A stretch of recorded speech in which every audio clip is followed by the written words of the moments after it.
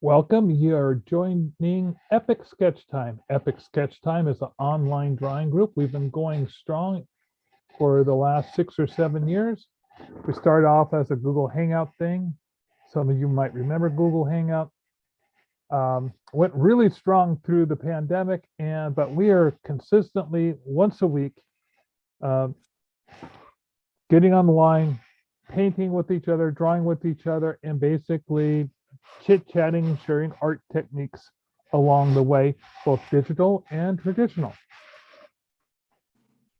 If you want to join, you'll find a link in the doobly-doo down below. You'll also can go to Facebook. We have a Epic Sketch Time Facebook page where you can see these videos there. And if you go into the About section of that Facebook group, you'll find a link where you can do a sign up. The sign up is an email that I usually send out on the weekend. And then we also, you can also sign up by Eventbrite. And that, if you sign up by Eventbrite, that's sort of like a one-time sign in, or you can sign up for as many of the episodes I have registered. But it's better to get on the mailing list if you're planning on doing this long term.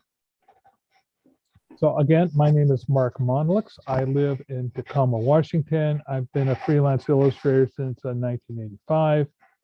And today I'm going to be working on mounting my newly arrived enamel pins onto backer cards and get ready for fulfillment. I'm going to be posting on my own Facebook page a unboxing video of me opening up my backer cards later on this evening. Katie, tell us what you're working on. Hi, I am Katie C, and I am working on Shorty, a killer clown from outer space. I am from Bonnie Lake, Washington. I am an artist and writer, and you can find me on Instagram at Evil Girlfriend Media. So, yeah, that's what I'm doing. Is it just us today? So far, like Okay. I said, Bill Morse should be joining us in about another 20 minutes. Okay, awesome. So, and then we may have Roger might show up. Okay. Roger's pretty much a regular, and maybe the gal who joined us from Canada last week will show up. There was also somebody else who was signed up by Eventbrite, but then canceled and then signed up again. So we'll see whether or not that happens. Sometimes. So, Katie, do you have any more shows, you and Tim, between now and the end of the year? Are you going to be doing anything before Christmas, or are you guys good for the rest of the year? We are good for the rest of the year. This is still, we're still laying low. I'm hoping next year will be more fruitful as far as us going out and doing stuff. We both have our health challenges, so I'm really hoping we learn something about what's going on with my nervous system and my brain in 2 weeks, and then that'll kind of help us determine what we plan to do in 2023. But yeah, so no, nothing for us. I am still just anticipating my one big show of the year, which is going to be Texas Frightmare. And is it the Chiote? How do you say their last name? Chiote or Chi? I know you've met them. The guys who created Killer Clowns from Outer Space. Oh, you caught me out. I have met them. They're wonderful people, and yesterday I could have said their name because I was kept saying it all the time, but I would probably mispronounce their name if I tried it. Yeah. So yeah, I'm definitely going to mispronounce it if I try. Yeah, Chiodi. Chiote? Does that sound right? Chiote? But yes, they're the brothers who created the Killer Clowns from Outer Space. And Tim was actually watching it the other day, and he's like, "This movie is so ridiculous." And I was like, I only saw it like 40 times as a kid because it was on HBO or Showtime, probably Showtime or potentially Cinemax, honestly. And they had recorded it on, the blank VHS tapes. And then somehow they had gotten to our house. And so we just watched it all summer because we were so fascinated by this movie about these alien clowns that come to, Earth and turn everybody into cotton candy ball snacks. Wait to do a spoiler for everybody. Oh my god! Well, I didn't say what happened in the end. No, I think if a film's been around for 30 years. Yeah, I think is it maybe even more than, well, no, I think it was the early 90s or late 80s? I think it was the late 80s. But that could just be me feeling old today because today is my birthday. What? What are you doing on here? I didn't see it announced today was your birthday. Yes, today is my birthday. I am the big 6-0. And you're just hanging out with me on your 60th birthday. What are you guys doing? What are you guys gonna do for fun? Well, we just got back. I have got a tale to tell. Oh goodness. Okay. That I love. I'm going to love telling this because it's going to deeply embarrass my wife. Oh boy. Okay, I won't tell the story. I was like, would you like to live to be 61? But no, we went out and we got some sushi. And yesterday I went out to Freelance Fandango, which, by the way, if you like online meetings, there's also a Freelance Fandango, and it happens on Sunday from 10 to noon. And you can sign up for that via Eventbrite. Pretty much the same thing as here, but more widely attended. There was a time when we were more attended than they were, but they've done a really good job. Anyway, but they also have an in-person meeting that I host on Mondays. And so I went there and they said, "Oh, Mark, your birthday's tomorrow." I said, "Yeah." I says, "Well, I know you love sushi. Let me buy you some sushi." I said, "Oh, wow, that's great." And then Stan was also there, and me and my friend Corey would look over and say, "Stan, you like sushi? You want to come join us?" And he says, "Yes, I would," because he was just going to head back home. But nothing lures your friends out to a dining experience than sushi when they haven't had it forever. Because Right.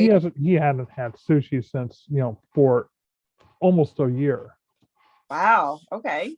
Well, you know how people get during the pandemic. They Yep. and there's just not a good sushi takeout place where he lives. Yeah. So so you guys went out for sushi. Yeah, so we went out to sushi. Oh my God, they ate so much. I ate less than these two guys. Oh my God. They're part, because I like to have a little bowl of spare rice. I like a higher rice ratio to my sushi. So I had sushi yesterday, and I'm having sushi again tonight. Oh, fine. We went out. We were at the store buying a cake, and we looked over and said, "Oh wow, they got some takeout sushi over here." It's this one of those more upscale stores, right? Right. Kind of a yuppie Safeway type situation. Metropolitan Market. Is that what? Yes, that was the Metropolitan Market. The yuppie Safeway. I love it. No, the yuppie Safeway is across the street from the Metropolitan Market in this more upscale neighborhood. But Really? yes, Okay. they moved in there to compete with them. But Metropolitan Market, they've got the local snootiness down pat. They know what to carry. And Hmm. so we took a look and went, wow, you know, there's a lot of really good looking sushi right here. Why don't I save you? Why don't why don't we try this? So we're going to give it a shot. And my wife says that if it's not worthy of celebration of great celebrations, if it doesn't make my feet dance, then she'll still get me more sushi.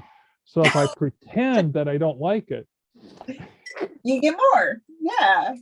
yeah, but that's not going to happen. I'm pretty sure that I'm going to like this sushi. Yeah, I've gotten sushi at Fred Meyer before, and it wasn't horrible. It wasn't amazing, but sometimes I've been to restaurants before, especially like I went to a restaurant in Texas and I couldn't even eat my sushi rolls. They just kept falling apart. It was the weirdest thing. Like you said you like a lot of rice, extra rice. You would have loved these guys because they used. I was like, okay, like this is like I was making sushi at home. It's a mess, and but it was so like the sushi rolls were just I don't know, they were Texas size sushi rolls, I guess, but I couldn't even use my chopsticks. It was just They were that honking. they were that honking, and then the minute you squeezed them with that with the chopsticks, they just fell apart. Yeah, that's not good. Yeah. Yeah, this That was that this that means that their sushi was far too dry, and they probably didn't, you know, they probably didn't mix the sushi rice properly. Yeah. yeah, Now, I I like to have just regular plain rice in addition to my sushi. There's a difference between sushi rice and regular rice. yes, I do because my stepson. Yeah, because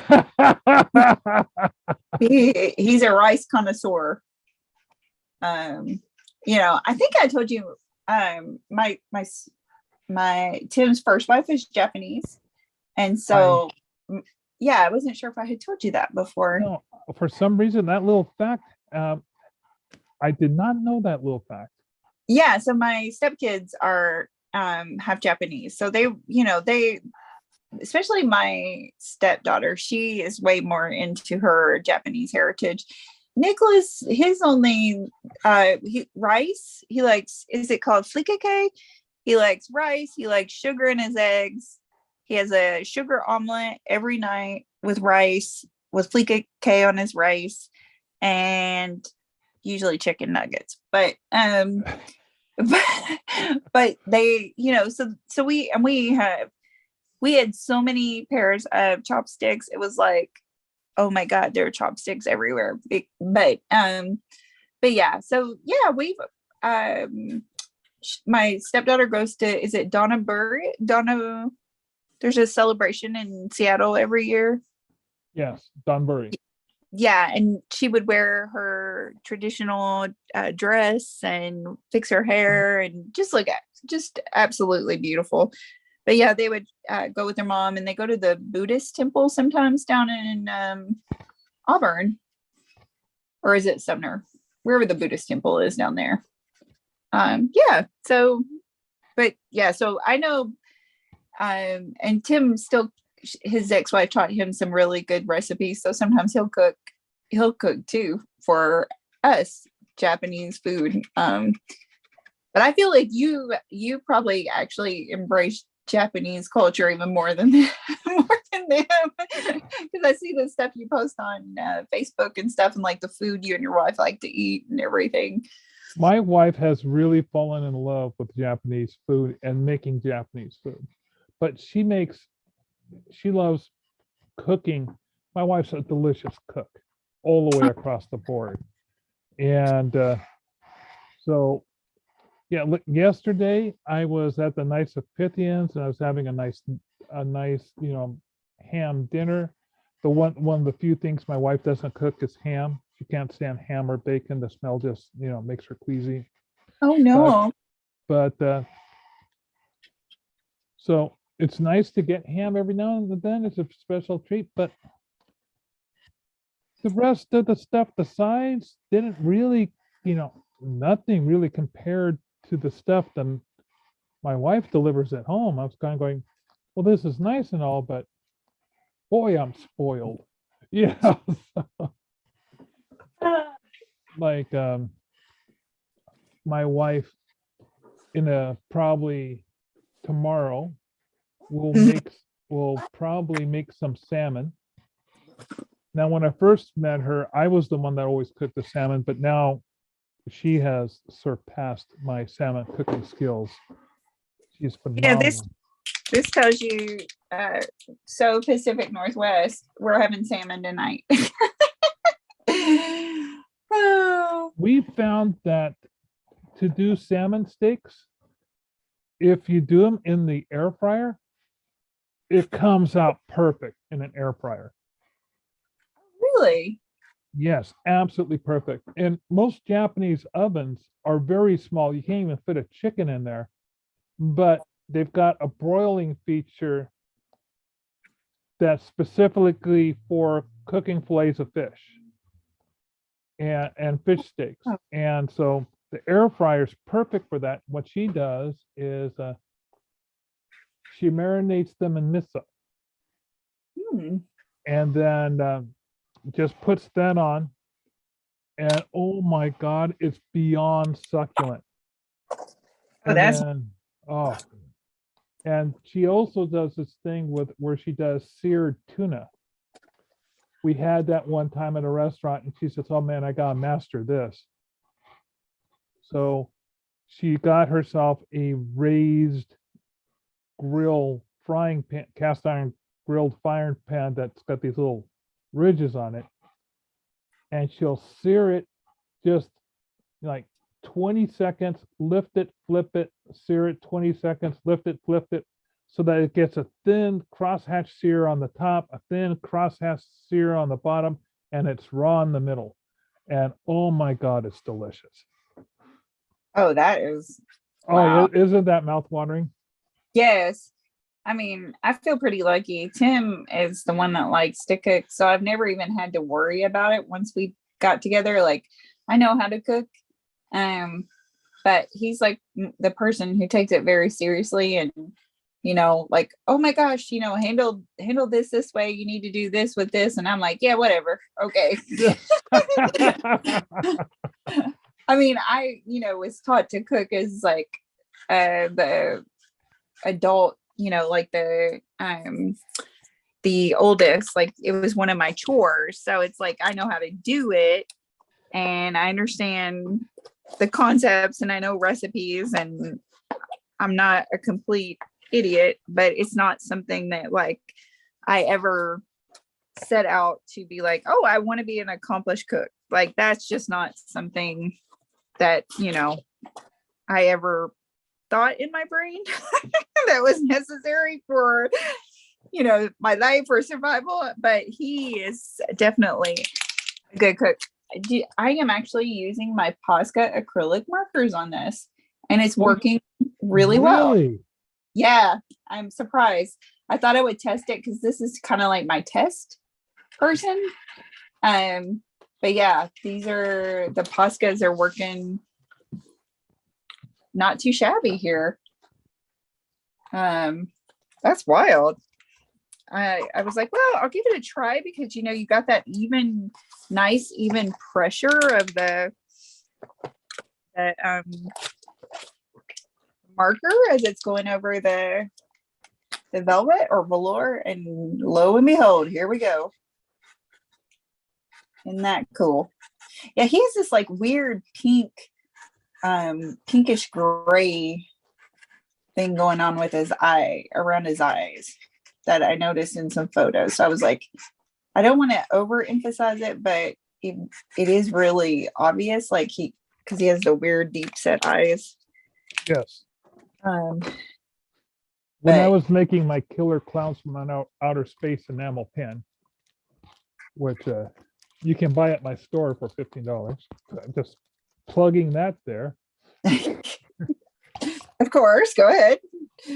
You can hang on.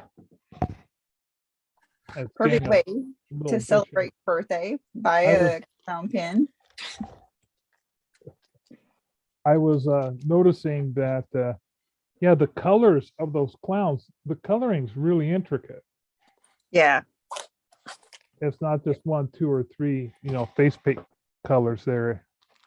They really go to town. And so I had to select colors that were different enough from each other.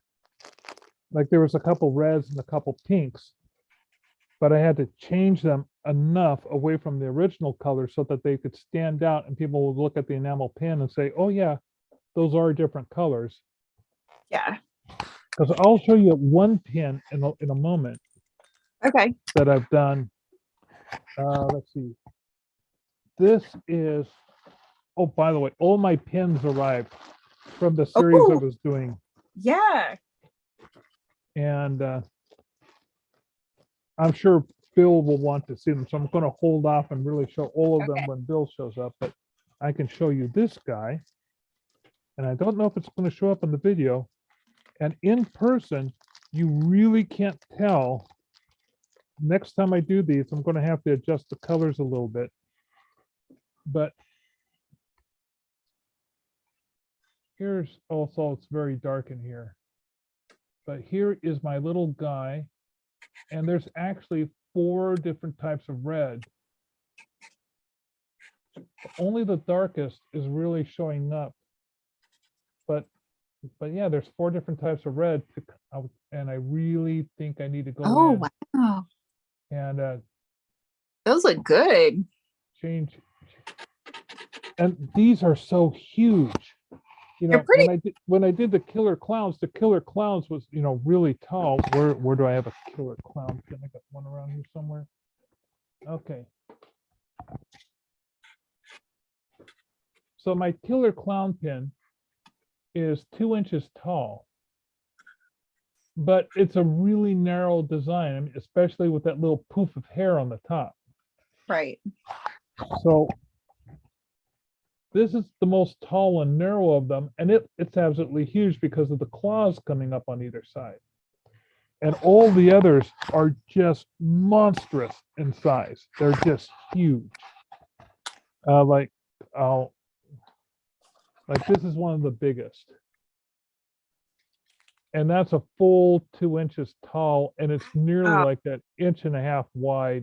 It's just monstrous, but it looks out. I mean, they just look great. So I'm in the process of putting these. I thought I should mount them and mail them rather than just sending both the cards and the. You can't send them wrapped up like this, except the person who bought a whole.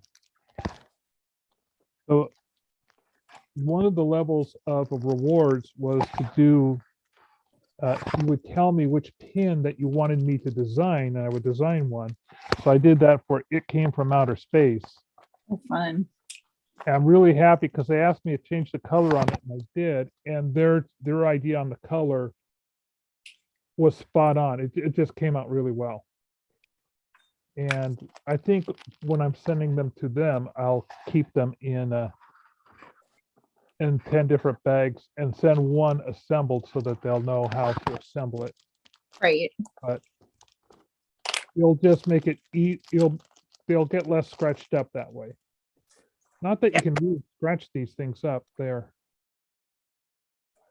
Came out really nice. I'm very happy with them. It's awesome that you're talking about this, because I was actually just thinking about how about when you're designing t-shirts and things like this, like what is the best course of action? Like, is it better to have it simplified, like a simplified color scheme, or like what should you do? Because that's kind of where I'm trying to figure out with, like, I made my Lucifer the Devil card. I made that with it has so many colors and layers in it, and so I made it into a t-shirt, but it actually doesn't look that great because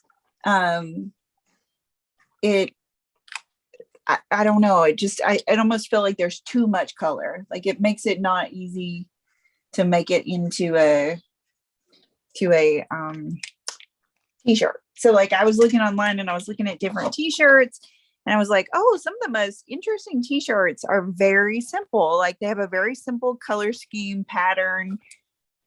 They don't have all this stuff going on where it makes them complicated. I guess, am I saying that right? Like, Yeah, well, a part of it is color theory, how you use the color that you have. right. Okay. And if you have multiple colors going on, it looks great when you're focusing on just that one part.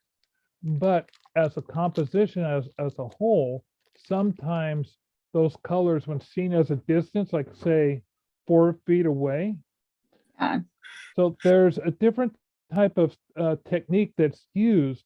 I mean, you've got a type of style you'll use when you're, say, admiring something like a painting and you're just like a foot away or so.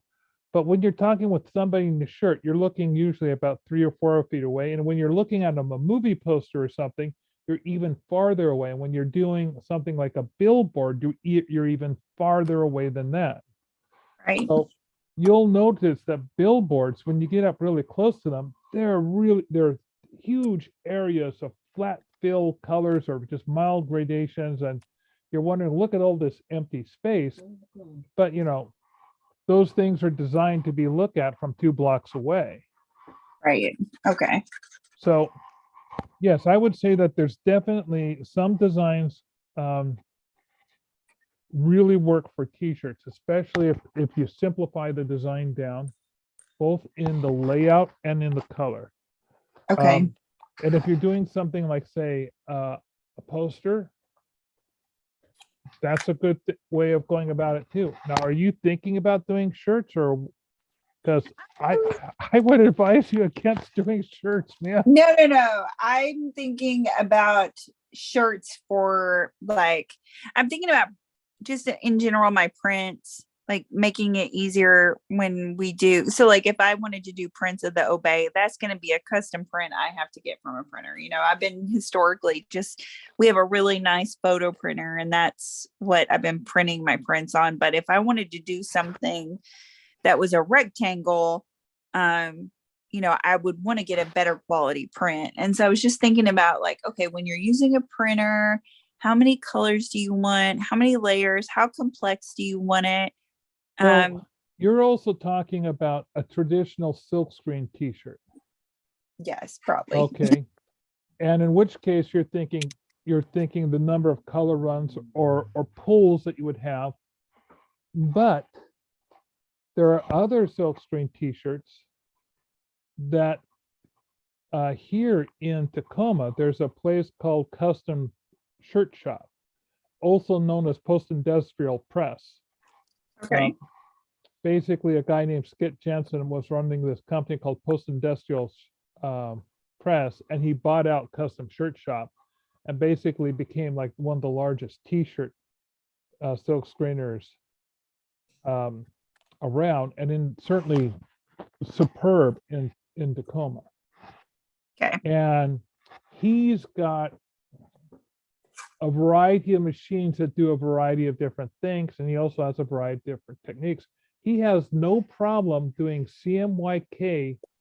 You can just bring him a photograph, and his people will take it inside Photoshop, punch the levels enough so that when they do a CMYK run, what they do is they do a background run of white.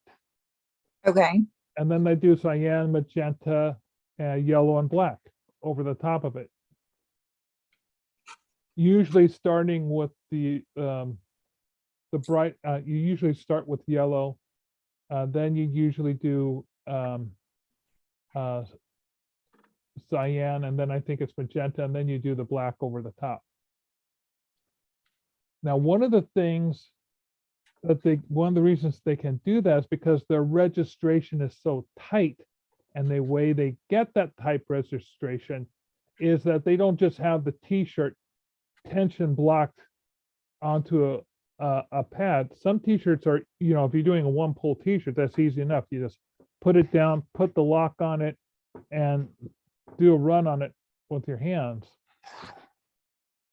But they also have a machine that vacuum sucks the fabric. So that thing is not, you know, even when you do a run on it, that's it's not going to shift. So you can do a screen with a dot pattern on it, and their CMYK print looks absolutely gorgeous, fantastic. And they used to be the people who did the Hemp Fest t-shirts, and what else did they do? They do the Lilac Festival t-shirts. They have a lot of the big contracts for doing a lot of venues, and several artists use this guy because he just knows how to silk screen for you. He's who I've taken to have all my shirts done. But the thing is, when you do a shirt like that, you have to do things in bulk. If you're doing something that's print on demand, you're basically, you just know that you're going to get a dye sublimation printer, and depending on the quality of the t-shirt that they have, I mean, you typically don't even get a choice of what type of t-shirt that they're using. They're going to be using the thinnest cotton t-shirt they can find so that they can make the most profit off of it. Right. Sticker mule does not fare well. We were talking last week that my friend Nori, he did a t-shirt. They're advertising that they do t-shirts now. So he gave it a whirl and did not like the result. A very thin t-shirt, wasn't happy with the fabric, and already chunks of the silk of the image were coming off the shirt. Oh wow. And Yeah, he was not happy with that at all. So I can't remember who I used for my Lucifer t-shirt.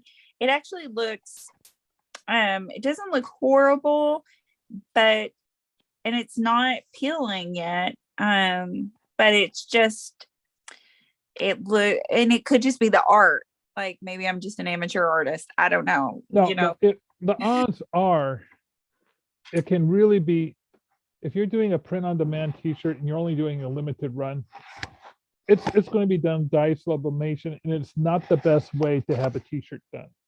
Okay. But Gotcha. if you want to do a t-shirt the right way, it's going to cost you more money because you're going to have to do a quantity run. Yeah. And that brings in the whole fulfillment. Do you want to bother with that? So I have people who are saying, hey, I'd love to have some of your prints on your prints on a t-shirt. I'd love to have, like, you know, Reanimator on a t-shirt. I said, oh yeah, that'd be nice on a shirt. But I'm not going to go out and get it silk screened. I'll probably, you know, our friend Travis Bundy, what he does is he takes a piece of paper with them and advertises that he'll take orders, but he wants people to pay for the orders Ahead of time. Yeah, so that he'll go in and say, okay, tell me what size you want, and here are your shirt color options, and I'll take your order and I'll deliver it to you. And wow. Yeah. so that's what he does, and basically he's got like a Redbubble account or something. Yeah. Yeah. I can't remember. I think it's the company with the octopus on it. What's the company that has the octopus? That's where we got the. I do not know. I can't think of the name of it. But that logo's got me curious enough to look now. Ink Press? Is that sound familiar? Ink something?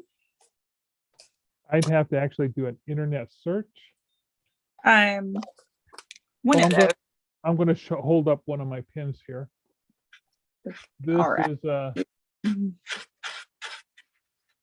oh, let me see if I can actually get a better light. So this is Invasion of the Saucermen. And I don't know if you can tell, but the lips are a different color than the veins. And I think I have 1, 2, 3.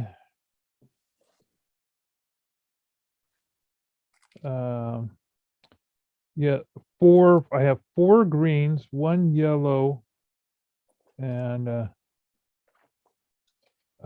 3 reds going in this image. Yeah. So a lot of color. I gotta figure out, like, I gotta see, is this what I want this to look like? Because I mean, I might have to do a couple of tests on this. I mean, he's not that bad looking. No, he's not that bad. Now, the thing about doing a pardon me, a velvet painting is that you want to keep the amount of paint down to a minimum so that the black really accents through. Okay, So good. So you want to have the black almost showing in places where it normally wouldn't be showing through. So when you're applying the paint, you want to be as hard as transitions as possible from, like say, from the white to the black. Okay, cool. All right. Well, then I mastered that on here because it does look, I think the biggest mistake I made with this one, and I might take it and sell it anyway, just sell it at a discount because. No, just sell it as normal. It's your first one. That alone will make it a seller. Can you believe this is her first velvet painting?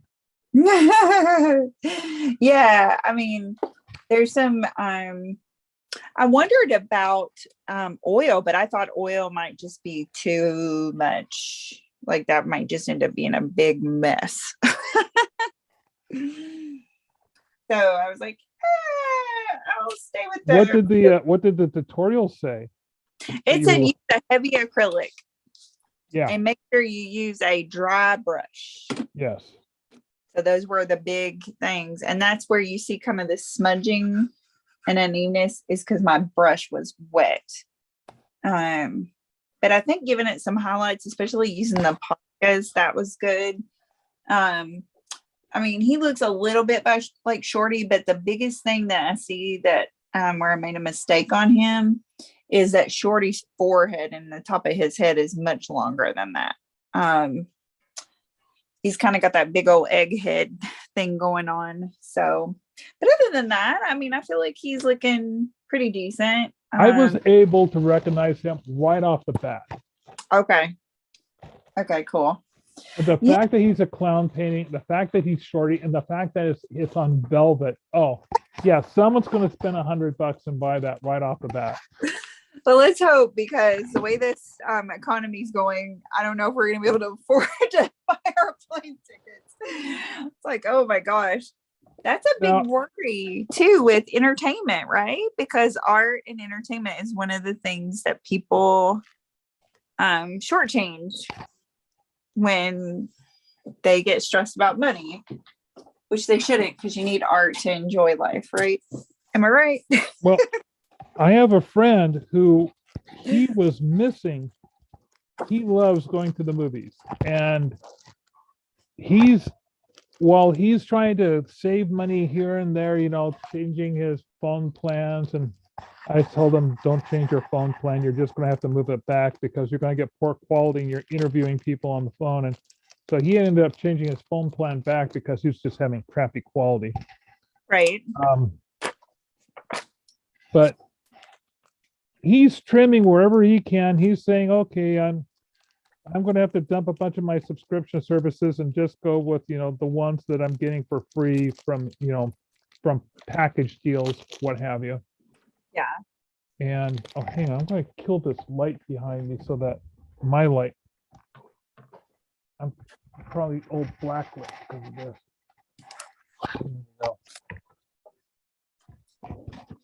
There, that's probably, I don't have my studio light on to light me up and make me look gorgeous. That's so funny. I didn't even, because I usually don't look at the screen. I only look at the screen when you put stuff up and you say, "Hey, look at this," and then I'll stop what I'm doing. I did get this. I had this little clipboard. Yes. But I got me a nice big Oh, sketchboard. yeah. So, because one of my new things, so I have a ton of canvases. So my goal is to get rid of all these canvases. But eventually, just because I enjoy painting so much, and then I don't mind modifying it, like Procreate or whatever, I'm going to start painting on paper that you can paint on oil and acrylic. Yes. Because then that's a space saver. I mean, I just really enjoy manually, I enjoy traditional painting. Well, something you may want to consider other than canvas and then other than paper is there's cold press board and there's hot press board. Okay. The difference between the two of them is cold press has a little bit of a tooth to it, like paper does. Hot press is smooth. So you use hot press when you're doing things like ink because you want the ink to flow and look nice and even. And you use cold press when you're doing stuff like acrylic or gouache. And it's a little firmer. It's more like a thick cardstock, and that'll save you space. And the thing is, because it's a heavy, I mean, really heavy, almost like backer board. Like if you were doing a paint by numbers type painting, that's usually something done on a cold press board. And those are nice because they don't buckle, and you can put down a lot of paint on them. Okay. Another thing you can do is masonite boards. Oh. Where you're painting on wood. Oh. So it's got a nice smooth surface. And what you do to give it, you prime it with some gusso. Yep, I got some of that. Depending on the type of texture you want, you get a different type of gusso. And you can put in stuff into the gusso to give you more texture or less texture. So you prime it with an acrylic gusso, and those boards are absolutely fantastic. But such paintings like Munch's The Scream, yeah, those weren't done on canvas. Those were all done on thick cardboard. Wow, I didn't know that. Yeah, so yeah, try. I would say yeah, it's good. It's the only thing wrong about paper is that it can crease and it can crack, especially if you put on stuff heavy. And I know you like to put stuff on heavy, but I think that's a great idea for you to start painting more on paper. You'll really learn more control. Yeah, I'm definitely working on it. I just thought, I was like, we're sitting here, we still have some more time, and I want to let this dry. I don't want to add any more to the velvet painting until it dries and I see what I got going on here. But I kind of want to do, so, I have my Chihuahua Obey. And so I want to do they live with a cat. And I was thinking about doing it where the cat is just sitting. So like you might just have the top part of the alien's head or whatever they are. But then it's like a cat is just sitting with like its little paws on top of the head. And then, obviously the alien's dead. But then I was like, what would I use as the same for that one? Obey, or, there's. Actually, I have a mashup idea for you. All right, let's hear it. Okay. The James Bond villain, Spectre, holding the big long-haired white cat in his lap, but he's one of They Live aliens. Holy crap, that's amazing. And if you did it like a portrait that he would have in his office, like here he is with his cat. He's got the chair behind him. you know, and like a globe behind the chair, like world domination. Okay. Now, and this is which movie was that in? What, it wasn't Spectre. The movie wasn't Spectre, right? Because that's No. Let's see, which Bond film was it? Well, actually, Donald Pleasance, I think, was the first villain that had the white cat because he had like the scar and he was bald.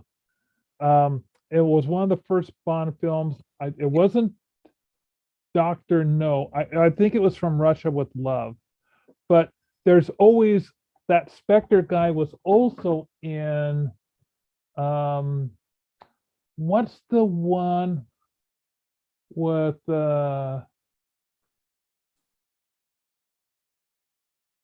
set in Diamonds Are Forever. I'm pretty sure there was a Spectre character inside that with the white cat. But I'm totally loving the idea of Donald Pleasance and the cat. And now, if you're looking for a nice little scenario of that, and that, oh my God, that whole thing was played up in Inspector Gadget, where they never show the villain's face, and he's the claw. He's got like a metal gauntlet on the hand. He's petting a white cat, and but yes, absolutely great. Gosh, yes, this is an amazing idea. And what I've found too is sometimes you can use a reference photo and you're not even using the reference photo for what the image, like you don't need the details or anything. You just need the body position. The body position of a person in a chair. Yes. Looking hoity-toity. And right. And the thing is, look for a famous painting called Lady with Ermine. It shows this, it's a 14th century portrait of a lady, and she's got two ermines on her lap. And the reason why she's got these ermines on the lap is back then when you had ermines, the fleas would go from you to them, and the royalty would be combing their these minks, looking for fleas and killing them on the minks. And that's what they were for. They were basically flea traps for the, like chimps grooming each other, but with these cute little minks. Oh my God. Yeah, I'm looking at it right now. That's an interesting picture too to potentially use as but still you could do just the position of the face and the shoulders. The reason I wanted you to see that was because see how in that portrait they're really up to her. They're not showing the bottom part of the legs. It's all about her hat, her lap, her hat, or her hands holding the ermines, and her face. Yes. And that's really the focus. So if you can get up close and not feel like you have to show the back of the chair or everything else, I think you'll really capture the image. Yeah, I know. Well, and you want that, you want the, okay, yeah, and we'll just do I wonder if I should do one of the female aliens then and do that amazing 1980s hair. I would go ahead and go with a male alien character simply because the mashup with the Bond character. Okay, gotcha. People would really get it. Yeah. The guy who's in the Spectre, he wears a specific color, like almost shark skin, gray, light gray suit. Yeah, with that kind of modern no tie white almost military collar.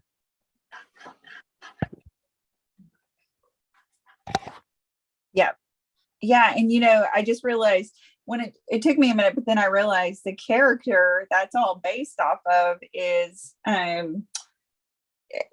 Dr. Evil is based off of that character. I don't know why I had broken that think I'm breaking my brain. Excuse me. Oh, I'm such a bear. Like the minute the sun starts going down, I'm ready to go to bed. I'm like, oh my gosh, I see this. I was kind of going, bear. Why is she saying a bear? And then, oh, that's what she's all nappy. Yeah, I'm ready to go to bed and hibernate for the winter. Oh yeah, yep. I see this. Yep. Oh no, this is gonna be good. This is definitely gonna be good. Okay, well, we know what I'll be working on next week at Epic. This is what the pin looks like on the card. Oh wow, I love it. Isn't it that great? Yes. Yeah, these all look fantastic on the cards. It's really coming together. I'm just been patting myself on the back when I started to assemble all these. Mm-hmm. And Bill's not here, so I'm going to show off the other pins I have that I've already mounted. Let me reach over and grab them, and I'll just show them off one by one. Okay. Yeah. While you're doing that, I think I've decided I'm gonna switch over to this because I think this would make a better, it's going to be long, but I think it would make a good match to that one. You may want to do a preliminary sketch ahead of time just to get your proportions down. Nothing more than just bubble figures, and do that on a separate piece of paper. Okay, well then let me do that. I'll do it on this. Something like even butcher board or onion paper or something like that. Yeah. Something really cheap, something that you can just whip it together and say, okay, I like this basic layout. I'm going to repeat this over here. Yeah, well, you have definitely taught me over the last couple of years to plan better. I know you just want to go right at it. And most of the time I want to go right at it too, because I hate putting in more work. But yeah. I see how you go in over and over and over again. So a little bit of pre-work. Okay, so this is what this island Earth looks like. Oh, nice. That one looks good too. I like how I remember that brain was giving you a bunch of problems. So I'm glad to see that brain is. And let's see, here's I Married a Monster from Outer Space. And Killers from Space.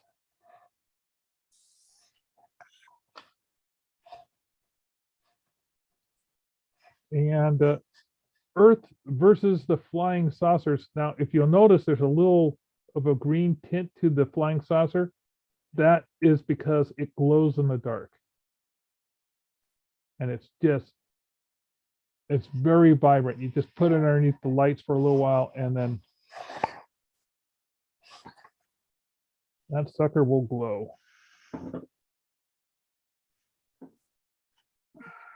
Oh.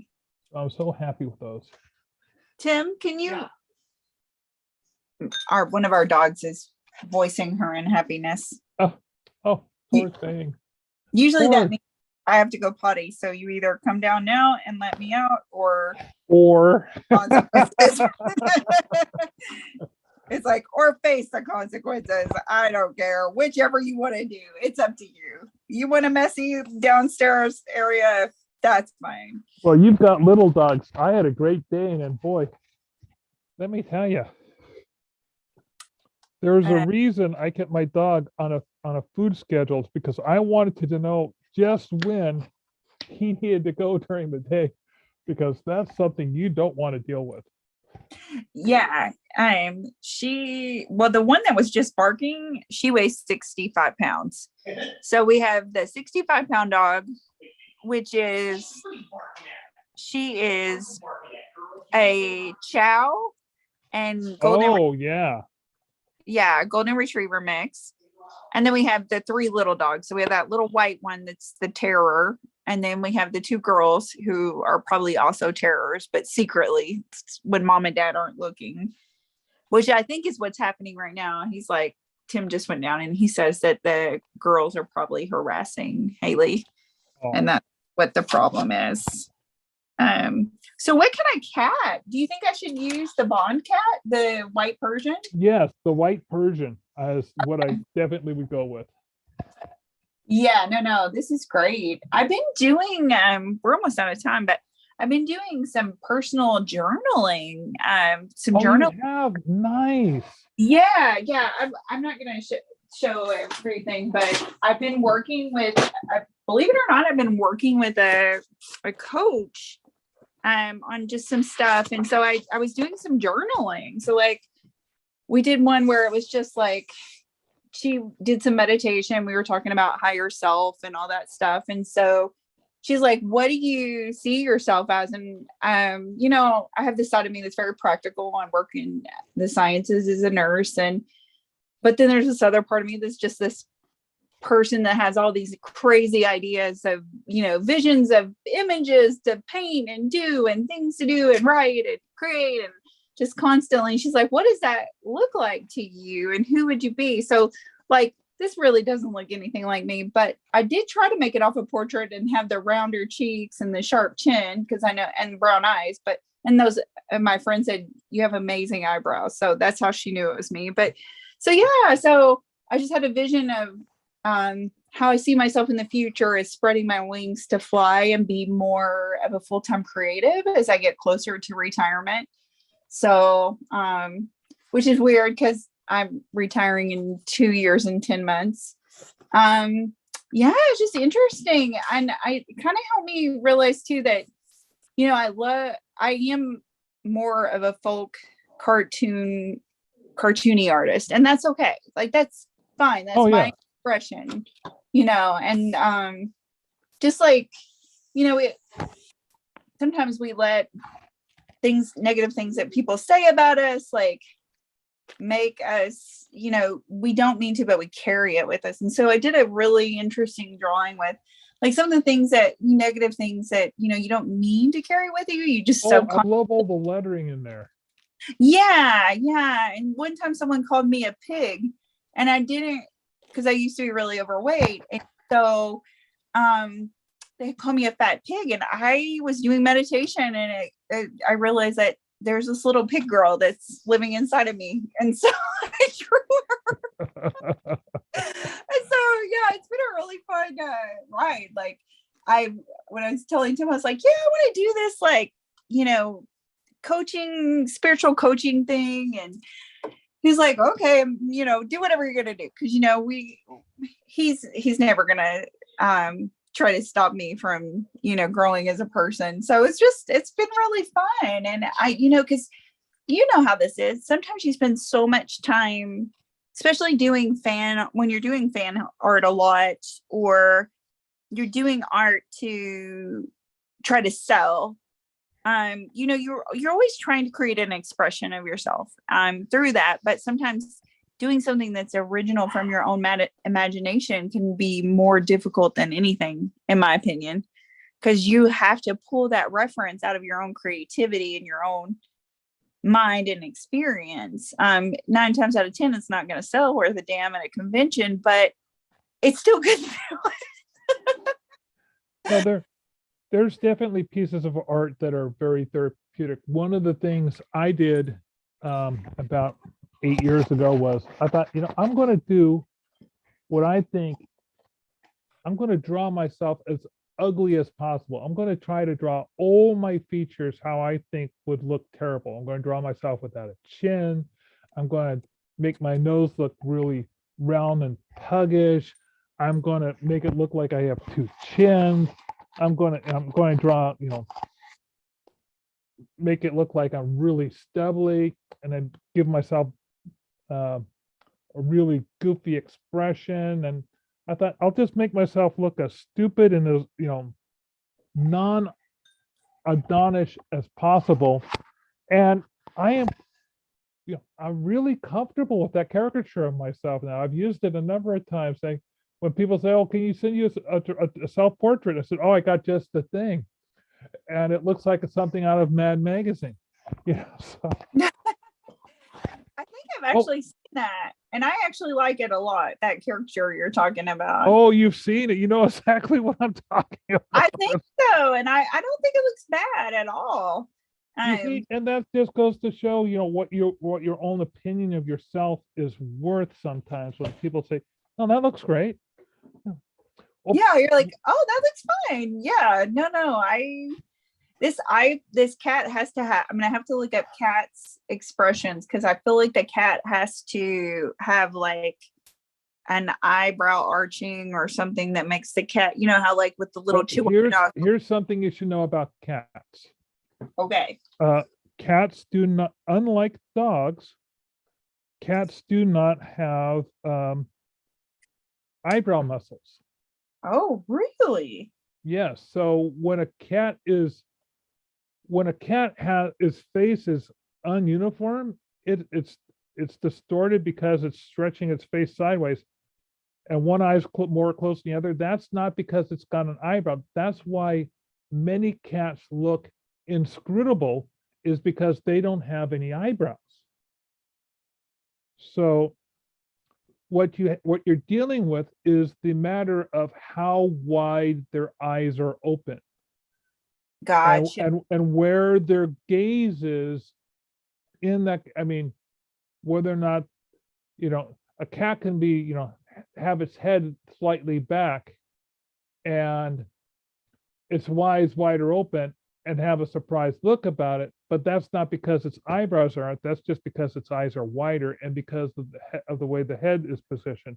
So be careful about that, because if you try to make it look like a cat's got eyebrows, it's not going to work.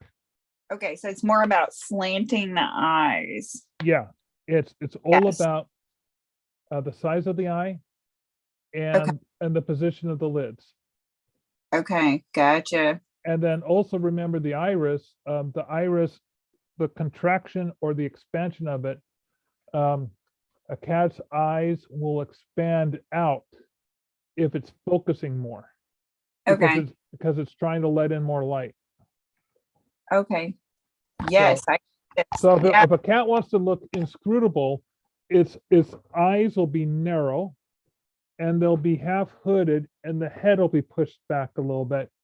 And it'll give that little haughty expression because its chin's lifted up. And so it's all more about the head position and the eyelids than anything. Oh, wow. And I didn't learn this thing about cats until 2 years ago. And I thought I have learned so much from hanging out with you guys on Epic Sketch. I can't. Speaking of Epic Sketch, we are 5 minutes past. Okay. It is 5:35. Apparently, Bill never made it. He was probably busy with trivia and enjoying himself over at the guild thing. Anyway, I want to thank everyone for joining me and Happy birthday! Katie. Oh, thank you so much, Katie. And I'll see you. Happy birthday too. And I'll see everybody next week at another Epic Sketch Time. Bye, everyone. Bye.